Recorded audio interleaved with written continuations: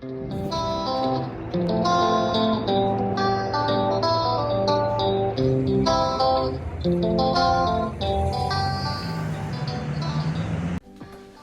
I'm Alex, and I just finished a software engineering internship at Amazon in summer 2022. In this video, I want to share my experience in the hope that it helps you land your dream tech job. In the first part of this video, I'll go over the resume I used and how to stand out throughout the application process. The second part is all about the interview, including what to expect and how to prepare. So without further ado, let's get into it. Alright, so when I was first starting out, my number one goal was essentially just to get an interview, which sounds much easier than it is because oftentimes you're starting out with very little in terms of experience. So you might have like one or two projects on your resume and that's pretty much it. So to set the context, I think it would be helpful to start with a resume reveal just to show roughly where I was at. So here was my resume at the time. And as you can see, it's really a simple one-pager, nothing special. The highlights are that, number one, I was a computer science student at the University of Toronto. And I had one work experience, but this was actually just part-time. 3 projects related to programming.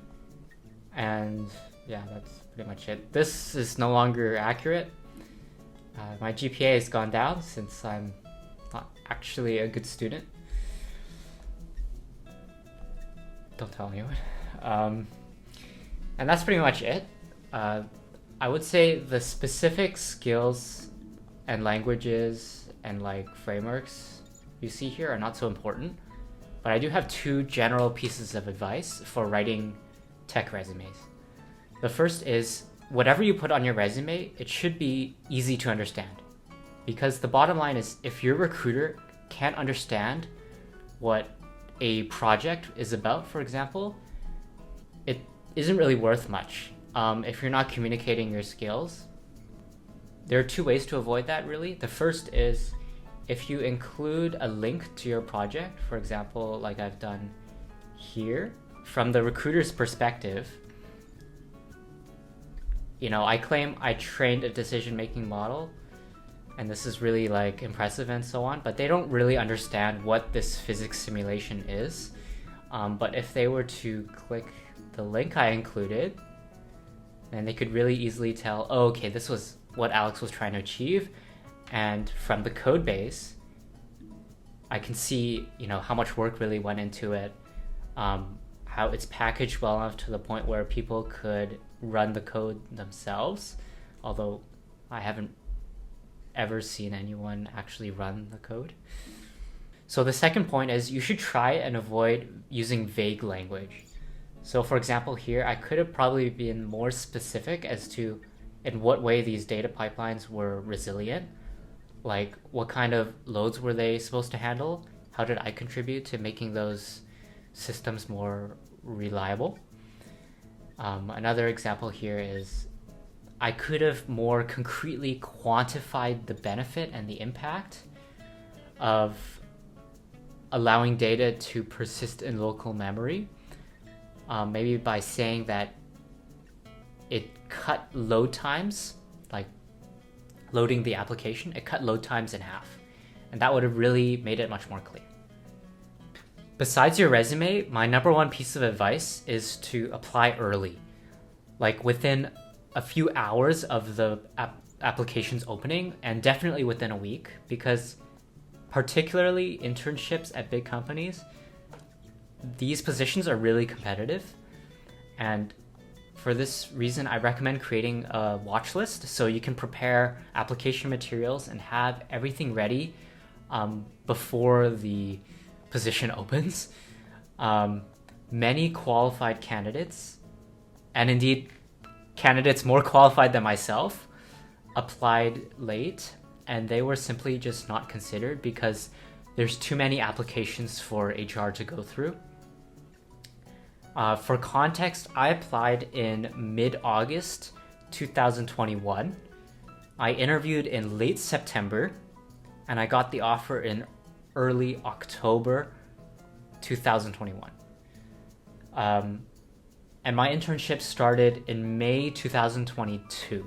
So the recruiting cycle is pretty much almost 1 year long.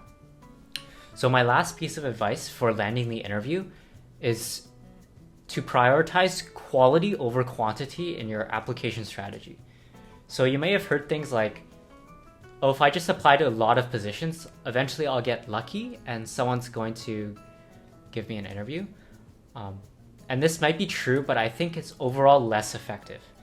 I'd say being more targeted is better and spending more time on each application. But now you might ask, well, how do I spend more time? Like, what are some things I can do? The first thing is, don't wait for the recruiter to discover your profile, like for example, in their application tracking system. Instead, you can take the initiative to reach out to them. So what I personally did is I would apply online, and then I would follow up by sending a LinkedIn invite to a recruiter who I thought was in charge of the hiring for that particular role. I would start a friendly conversation and try and sell myself that way. The principle is you want to try and get a real pair of human eyes to look at your profile. Otherwise, it kind of gets lost in a bunch of other applications. Some other things you can do are to get a referral, whether it's to friends and family. I've also heard of just sending invites to random strangers on LinkedIn and asking for referrals. So that's also an option. And now onto the interview. So every situation is different, but I had one 45-minute interview with a senior Amazon engineer. And my interview consisted of a technical portion and a behavioral portion.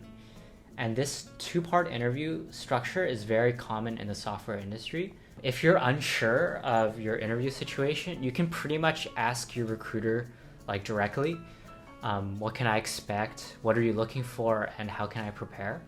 And often they'll just tell you because it's in their interest to help you succeed. For the technical portion, I had one like medium level LeetCode question about binary search, and that took like 15 minutes. And then I had one medium to hard LeetCode question, which involved a modified version of the breadth first search BFS algorithm. And that took like 20 minutes. And the remainder was for behavioral. I'd say I performed about average here on the technical portion because I didn't get the optimal solution for the first question. And for the second question, I needed a little bit of help. I think my saving grace was I really was articulating my thought process. The behavioral portion at Amazon is mostly focused on leadership principles. And I was pretty fortunate here to be able to use like one of my prepared responses. So I felt like I did pretty well. So in terms of technical preparation, I pretty much just did LeetCode. I did around 50 questions at the medium level or above. And my goal was to try and consistently finish problems at the medium level within 20 minutes or less. And I did a variety of like topics such as linked lists, graphs, trees, dynamic programming. I try to hit a little bit of everything. My advice here is try and simulate the true to life experience as much as you can. So practice as if you're interviewing. Set a timer. Number 2, try and look at the camera when you speak as well. So then the interviewer feels like you're looking at them. And also use like a text editor that doesn't have features like autocomplete, because when you actually get to the interview, you won't have those features and you also won't be able to test your code at all. Beyond that, I'd also suggest you do a mock interview with a friend who's also in tech or a family member, just so you can kind of calm your nerves and get used to speaking in that kind of environment. It also helps you rehearse and not stumble through your words when you're really in the interview situation. So for the behavioral portion of the interview, my preparation strategy mostly involved creating a set of stories or personal experiences that demonstrate some kind of workplace professionalism. So that could involve like my ability to handle sensitive situations well, or prioritize tasks efficiently, or make design choices that result in long-term user benefit. It's worth noting that at each company, depending on the culture, they'll be looking for different things. But at Amazon, it's mostly focused on leadership principles. I ended up creating about 5 stories. Each of these stories followed the STAR format, which involves describing the situation, the task, the action, and the result, or like the benefit or the impact. And I can give an example which involves building an app. So let's say the situation is you need to find a way to authenticate your users. And the task is within a week, you need to either implement a username and password option or a single sign-on option, like sign in with Google or your GitHub account, for example. And you need to choose between the two. Let's say in this situation, the action is I chose single sign-on. So even though it takes much longer, I thought this would be better for the overall user experience. And the result was this design choice really ended up being much safer than storing passwords in terms of security. And also, it made users much more likely to start using the application.